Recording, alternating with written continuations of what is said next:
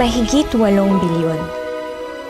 Sa dinami-dami ng tao sa mundo, paano mo hahanapin ang para sa'yo? Hi, Libra girl. Hello, Aquaman. Come to come. Agad-agad? 3, 2, 1.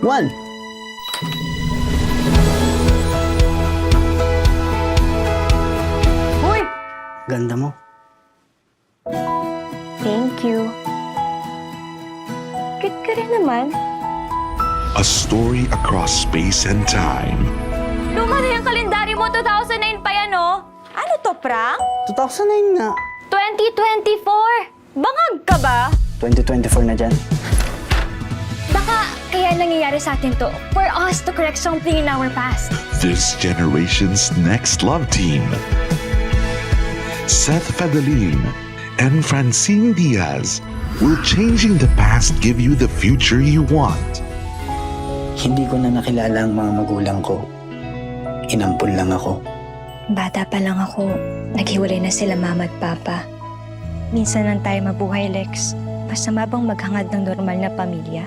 Pwede pa kaming mabuo ulit at ikaw lang makakagawa nun. One time lang ha. Anong naisip mong gawin? Si Papa. Maybe lahat ng to meant to happen, Lex. Ikaw, at ako. Gusto kita mabigyan ng masaya at kumpletong pamilya ka rin. Ma, si Papa. Wala na si Papa. Dapat hindi na kita inutusan, Lex. Dapat hindi ako nakialam. May kasalanan ko to. I'm really sorry. Di ko maiwasan pagmasdan ng iyong larawan. Kahit di mo mamalayan, ikaw lang ang gusto. Last chance. Kilometer 0. Monday, 7 p.m. Ikita tayo. Kahit di tayo magkita, sabay lang. From 0. When beyond, Feel the love this Christmas. My Future You. In cinemas starting December 25, 2024. An official entry to the 2024 Metro Manila Film Festival.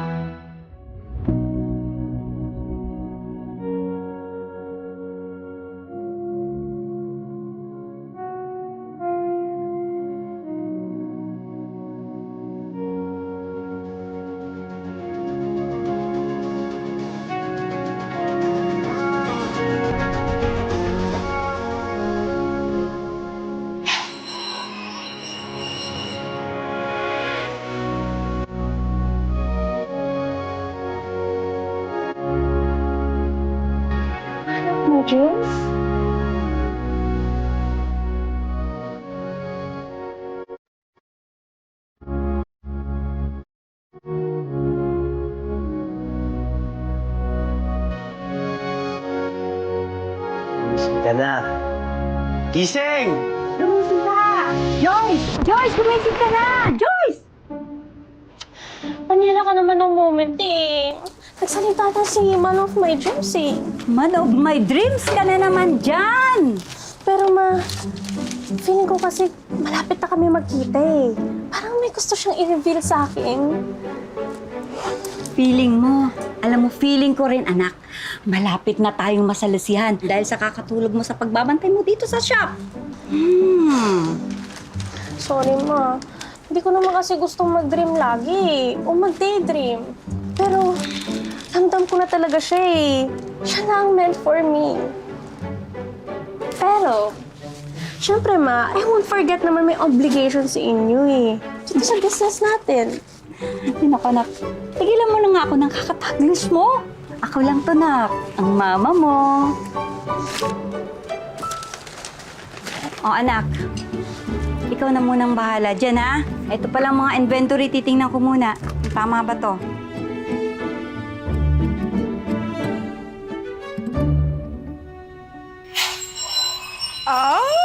Good morning. Hello! Hello po, good morning. How may I help you?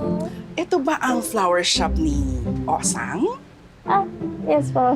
Nagpa-reserve kasi ako ng gumamela bouquet. Ah, Wait po, check ko po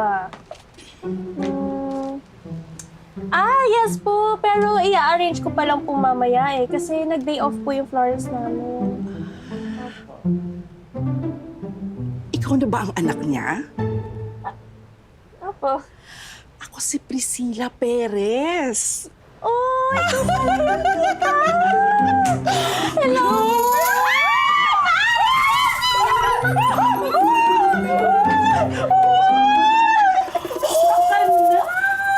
Oh, ikaw! Kamusta ka na?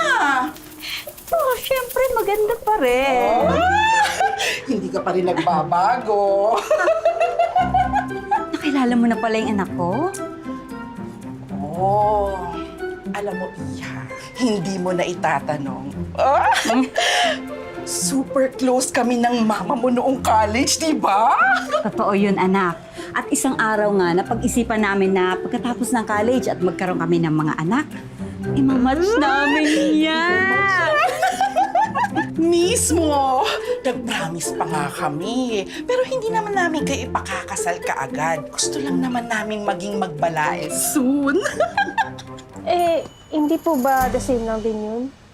Baka naman pwedeng mag-set tayo ng meet and greet para magkakilala na sila. Di ba, Mari? Meet and greet? Artista po ba siya? Komedyante pala tong anak mo. Hindi. Pero artistahin ang anak ko. Hindi naman sa pagmamayabang. Mare, nagyabang ka na eh. Pero hindi ko na matandaan ang itsura ng anak mo. Kaya nga, so bukas ng gabi, mag-set tayo ng meet and greet dito sa shop mo. Tapos ikaw yung host. Sasama ko yung anak ko. Tapos magdadala ko ng drinks. Tutuin mo yung paborito kong pagkain, yung escabeche. Alam mo ikaw, kahit kailan talaga, mapag-obliga ka pa din. Bawal nang tumanggi. Joyce, Iha, ready ka na bang ma-meet ang artistahin kong anak? Ang uniko iho ko! Ay! Ang magiging lalaking makakasama mo habang buhay. Mari, ito na yun! This is it! Matutuloy na talaga. Bagay na bagay sila.